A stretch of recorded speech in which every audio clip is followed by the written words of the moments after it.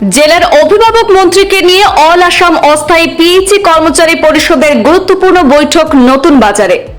আজ রাজ্যের জনস্বাস্থ্য কারিগরি মন্ত্রী তথা জেলার অভিভাবক মন্ত্রী জয়ন্তমল্লু বড়ুয়ার সাথে একটি গুরুত্বপূর্ণ বৈঠকে মিলিত হন অল আসাম অস্থায়ী পিএইচই কর্মচারী পরিষদের কর্মকর্তারা। শনিবার নতুন বাজারে ধলাইয়ের জলমিত্রদের নিয়ে বৈঠকে মিলিত হন অভিভাবক মন্ত্রী।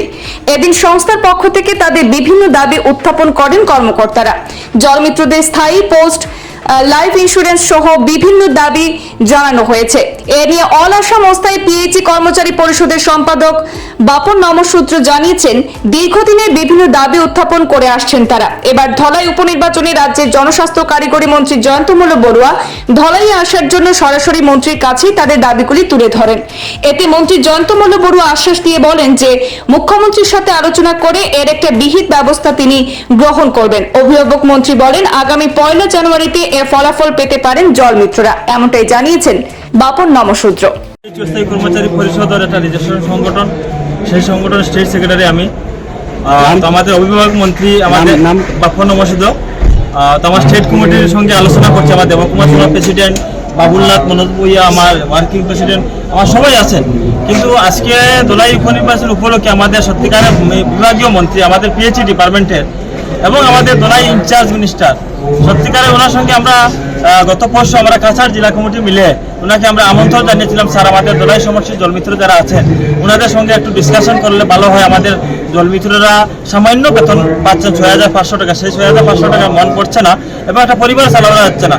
সেই সুবাদে আমন্ত্রণ সাড়া দিয়ে সত্যিকারে কৌশিকদার লক্ষ্মীপুর মাননীয় বিধায়ক উনিও ওনার সাহায্য সহযোগিতায় আজকের আমরা সমস্ত দোলাই জলমিত্র নিয়ে একটা সাধারণ সভা অনুষ্ঠিত হয় এবং সেই দোলাই জলমিত্রকে একটা আশ্বাস এবং খুশির বার্তা দেন যে আমাদের মাননীয় মুখ্যমন্ত্রী আগামী 1 জানুয়ারি আমাদের জলমিত্র বিভিন্ন দাবিগুলা বিগত দিনে যেগুলো দাবি নিয়ে আসছিলাম, সরব ছিলাম, সেই দাবিগুলোর মধ্যে আমাদের 6500 টাকা থেকে লেবার অ্যাক্ট অনুযায়ী আমার বেতন বৃদ্ধি এবং এঙ্গেজমেন্ট লেটার পরিবর্তে অ্যাপয়েন্টমেন্ট লেটার ডিপার্টমেন্টালি আমি বক্তব্যের মধ্যেও রাখছি, আপনারা দেখছেন, এবং আমাদের ইন্স্যুরেন্স এবং বিভিন্ন সুবিধাগুলো আমাদের তাতে দেওয়া হয়। কারণ জলমিত্র একটা কাজ করতে হলে ইলেকট্রিক ডিপার্টমেন্টে 11,000 ভোল্টেজে মোটর চালা থেকে অনেকে পা আমিও করছে, আপনারা নিশ্চয়ই জানেন। সেই দাবিগুলো আমরা মৌখিকভাবে উত্থাপন করছি। উনিও আজকে নন অফিসিয়ালি আমাদেরকে সাড়া দিয়ে জলমিত্রের সভাতে আসছেন, আমরা অত্যন্ত খুশি। সমস্ত আসামের জলমিত্র অপেক্ষাকৃত আমাদের মাননীয় মন্ত্রী একটু কিছু বলবেন, কিন্তু আমরা আজকের ঐতিহাসিক দিন বলতে পারি যে ঐতিহাসিক দিন মাননীয় মন্ত্রী আমাদের সামান্য জলমিত্র কর্মচারী নিয়ে একটা আলোচনা সভায় বসছেন। আমরা বিগত কয়েকদিন আগে আন্দোলনও করেছিলাম, এই আলোচনা সভায় ডিসকাশন হয়েছে আগামী 2025 1 জানুয়ারি মাননীয় মুখ্যমন্ত্রী সব দিনই সত্যিকারের আমাদের মাননীয় মুখ্যমন্ত্রী হেমন্ত বিশ্ব শর্মা সব দিনই প্রতিটা বছরে নতুন ইয়ারে 1 তারিখ কোনো না কোনো ডিপার্টমেন্টের গুড নিউজ দিতে চান। আমরা আশাবাদী মাননীয় মন্ত্রী জয়ন্তমল্লুর নেতৃত্বে আমাদের মুখ্যমন্ত্রী আমাদের জলমিত্রের বিভিন্ন দাবিগুলো পূরণ করবেন, আমরা সত্যিকারের আশাবাদী এবং আজকের যে সবাই উপস্থিত হয়েছেন আমরা গৌরবান্বিত। আচ্ছা, নির্বাচনের প্রাক মুহূর্তে এখানে এটা অন্য কোনো কথা আছে না যে নির্বাচনে ভোট দেওয়ার কোনো কথা? না, আমরা তো নির্বাচন এক জিনিস, আমরা দাবি আর এক জিনিস।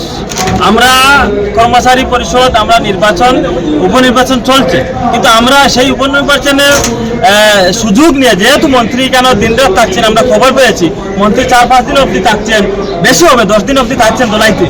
আমার দোলাই সংগঠন দোলাই জলমিত্র সংগঠন আমাকে বারবার বলছে, বাপনদা মন্ত্রীকে একটা নিয়ে সভা করা যায় নাকি, আমাদের বিভিন্ন দাবি মন্ত্রীকে তোলা যায় নাকি। আমি বলবো, আমি ওনাদেরকে বলছি চেষ্টা করব, ওনাকে আমরা নিমন্ত্রণ দিচ্ছি। আমাদের ডিপার্টমেন্টালি আলোচনা হচ্ছে, আমাদের ডিপার্টমেন্টালি আলোচনা হয়েছে যে জলমিত্রদের ভালো খবর আগামী 2025 1 জানুয়ারির ভিতরে মুখ্যমন্ত্রী দেবেন বলে আশ্বাস দিচ্ছে।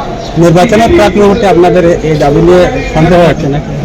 না, আমাদের নির্বাচনের প্রাক মুহূর্তে আমাদের দাবি আপনারা স্ট্রং মিডিয়া দেখছেন, প্রায় আমরা দাবিগুলো জানিয়ে আসছি, আন্দোলনের মাধ্যমে সচল আন্দোলন করছি, আমরা বরাকে আন্দোলন করছি। গত কয়েকদিন আমরা ডিভিশন 2-তে আমরা দাবিগুলো জানিয়েছি। যেহেতু আমাদের ডিপার্টমেন্টের অভিভাবক মন্ত্রী আমাদের এই বরাকে ঘোরাফেরা করছেন, তাই ওনাদেরকে আমরা আমন্ত্রণ দিয়েছি যাতে আমাদের দাবিগুলা সাধারণ সভার মাধ্যমে আমরা বিভিন্ন সময় স্টেট কমিটি আমরা বারবার ওনার সঙ্গে মিলছি, আপনারা বক্তব্য আমরা দেখতে পাচ্ছেন। আমাদের স্টেট কমিটির 11 জন কমিটি আছে, কিন্তু আমার একটা মনোবাসনা যে আজকে প্রকাশ্য সভায় সমস্ত জলমিত্রর সামনে কিছু একটা বলেন, তাহলে আমাদের জলমিত্র অন্তত আনন্দ সহিত কাজ করতে পারবেন এবং নরেন্দ্র মোদীর জল জীবন মিশন সাকসেস করতে হলে উনি অপকটে স্বীকারও করে নিয়েছেন যে জল জীবন মিশন সাকসেস করতে হলে জলমিত্র অনেকটা প্রয়োজন। সেই জলমিত্রের প্রয়োজন উনি স্বীকার করছেন। আমরা আশাবাদী আমাদের জলমিত্রের ভালো একটা ভবিষ্যৎ গড়ে দিবেন বলে আমরা আশাবাদী, এবং আমরাও ওনাকে সাহায্য সহযোগিতা এবং সরকারের সঙ্গে আছি বলে আমরা দৃঢ় প্রত্যয় করছি।